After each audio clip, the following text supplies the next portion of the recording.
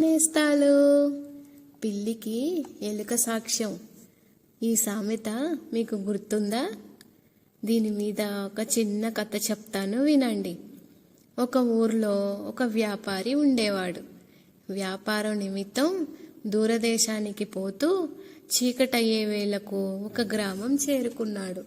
ఆ రాత్రి ఆ గ్రామంలోనే గడుపుదామని నిశ్చయించి వ్యాపారి తన గుర్రాన్ని గ్రామం కేసి నడిపిస్తూ ఉండగా దారిలో ఒక మనిషి ఎదురొచ్చి, అయ్యా, 4 అణాలు ఇప్పించండి, నాకు నల్ల మందు అలవాటుంది, 2 రోజుల నుంచి దగ్గర కానా కూడా లేక చాలా బాధపడుతున్నాను అన్నాడు. వాడికి 4 అణాలు ఇచ్చి పంపేసి వ్యాపారి ఊళ్ళోకి వెళ్ళాడు. ఒక ఇంటి ముందు గుర్రం దిగి ఇంటి యజమానిని ఆ రాత్రికి అక్కడ పడుకోనివ్వమన్నాడు. ఇంటి యజమాని ఒప్పుకున్నాడు.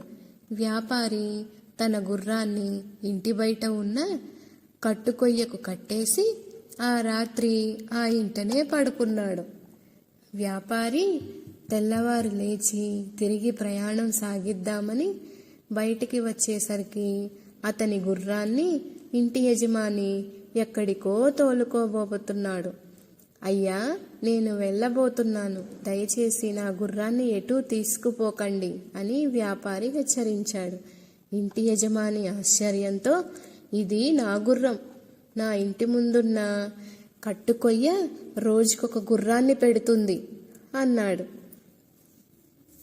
అయ్యా, నా గుర్రాన్ని హరించటానికి యత్నిస్తున్నారు, ఇది న్యాయం కాదు అన్నాడు వ్యాపారి. నా మాట నమ్మకం లేకపోతే ఈ ఊళ్ళో ఎవరినన్నా అడుగు, మా ఇంటి కట్టుకొయ్య రోజుకొక గుర్రాన్ని పెడుతుందని అందరికీ తెలుసు అన్నాడు ఇంటి యజమాని. ఆ మనిషి పచ్చి దొంగ. ఆ ఊళ్ళో చాలామంది అతని లాంటి వాళ్ళే. తెలియక పొరుగురి వాడు వస్తే అందరూ కలిసి మోసం చేస్తూ ఉంటారు. అందుచేత అందరూ ఆ యజమాని చెప్పిన దాన్నే బలపరిచారు. ఇక చేసేదేం లేక వ్యాపారి గ్రామాధికారి వద్దకు పోయి ఇంటి యజమానిపై ఫిర్యాదు చేశాడు.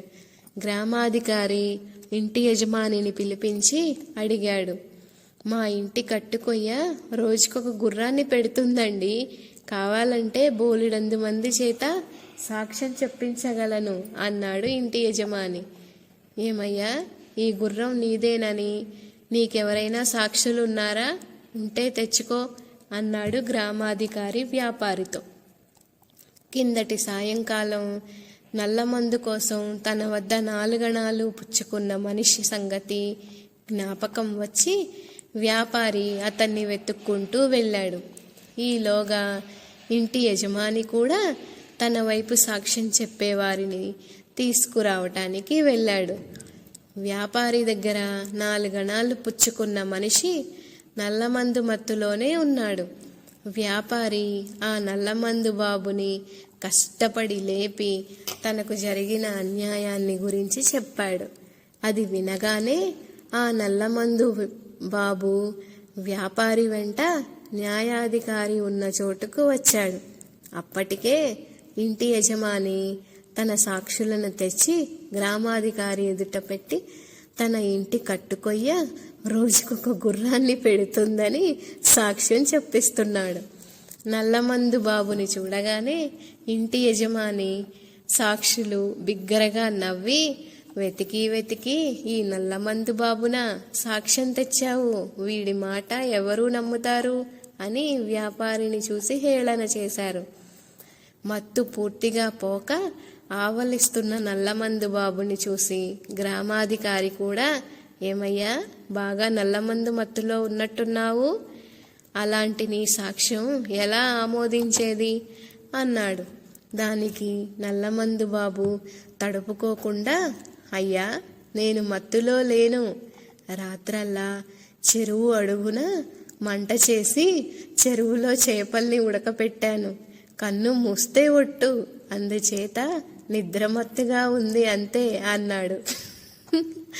ఈ మాటకు అందరితో పాటు గ్రామాధికారి కూడా నవ్వి, నీది మతిలేని సాక్ష్యం అని నీ మాటలే రుజువు చేస్తున్నాయి. చెరువు కింద ఎవరన్నా మంట చేస్తారా అని అడిగాడు. అదేమిటండి, కట్టుకొయ్యలు గుర్రాల నీనగా లేంది చెరువు కింద మంట పెట్టడం ఆశ్చర్యమా? నాదా మతిలేని సాక్ష్యం అని అడిగాడు నల్లమంది బాబు.